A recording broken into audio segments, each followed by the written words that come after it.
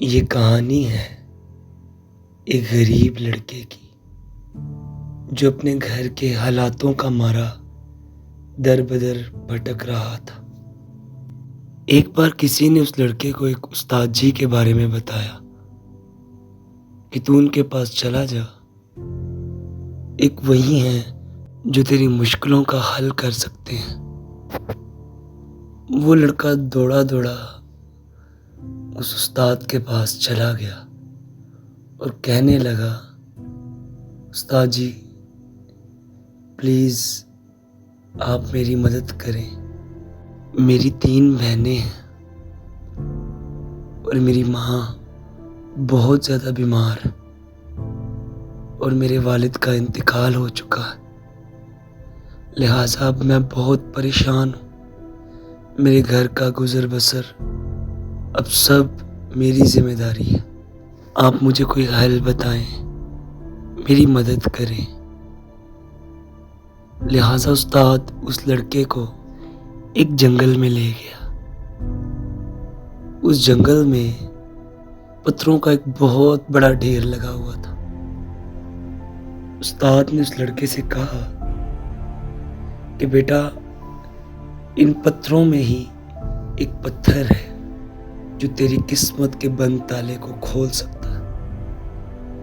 ان پتھروں میں ایک ایسا پتھر ہے جسے تو جب کسی لوہے کی چیز پر لگائے گا تو وہ چیز سونے کی بن جائے گی اور تیری زندگی کی ساری مشکلیں ختم ہو جائیں گی۔ یہ سن کر وہ لڑکا بہت خوش ہو گیا اور خوشی سے اپنے استاد سے کہنے لگا، کیا یہ سچ میں ہو سکتا ہے؟ اس گرو نے اس سے کہا کہ بیٹا تو شروع تو کر، تجھے زندگی کا ایک ایسا سبق ملے گا کہ تو اسے ساری زندگی یاد رکھے۔ خیر اس لڑکے نے گرو جی سے پوچھا کہ اس پتھر کی نشانی کیا ہوگی، میں کیسے پہچانوں گا کہ یہ وہی پتھر ہے جس کی مجھے تلاش ہے؟ استاد نے کہا کہ جو پتھر تو ڈھونڈ رہا ہے وہ پتھر باقی پتھروں کی بنسبت گرم ہوگا۔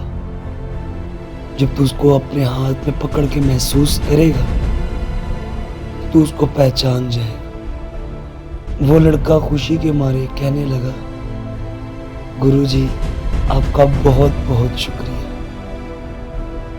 وہ گرو وہاں سے چلا گیا اور وہ لڑکا اپنے کام پر لگ گیا۔ وہ لڑکا پتھر اٹھاتا، اسے اپنے ہاتھ میں پکڑتا، محسوس کرتا اور ساتھ ندی میں پھینک دیتا۔ اسی طرح سے کرتے ہوئے دن سے رات ہو گئی اور کرتے کرتے 7-8 دن گزر گئے۔ اب وہ لڑکا مایوس ہونے لگا، وہ تھکنے لگا۔ ایک طرف وہ پتھر اٹھا اٹھا کر ندی میں پھینکتا جا رہا تھا اور دوسری طرف اس کا ذہن صرف اسی طرح تھا کہ کیا کہیں استاد جی نے مجھ سے کوئی مذاق تو نہیں کیا۔ وہ یہ سوچ ہی رہا تھا کہ وہ پتھر اس کے ہاتھ میں آیا اور اس نے اسے محسوس کیے بغیر ہی حسب معمول ندی میں پھینک دیا۔ جب وہ پتھر ندی میں چلا گیا تو اس لڑکے کو ہوش آیا اور وہ پچھتانے لگا اور رونے لگا کہ ارے یہ تو وہی پتھر تھا جس کو میں اتنے دنوں سے تلاش کر رہا تھا۔ اب نہ تو وہ لڑکا اس پتھر کو اس ندی کے گہرے پانی سے نکال سکتا تھا اور نہ ہی وہ اب کچھ اور کر سکتا تھا۔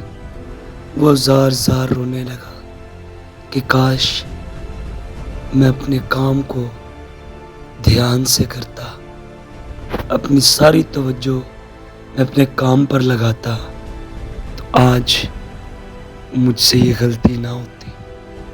سو لہٰذا ہم اس کہانی سے یہ سبق ملتا ہے کہ جو بھی کام ملے اسے جی سے کرو، اپنے کام کو پوری ڈیڈیکیشن سے کرو، یقیناً ایک نہ ایک دن آپ کو بھی آپ کی منزل ملے گی۔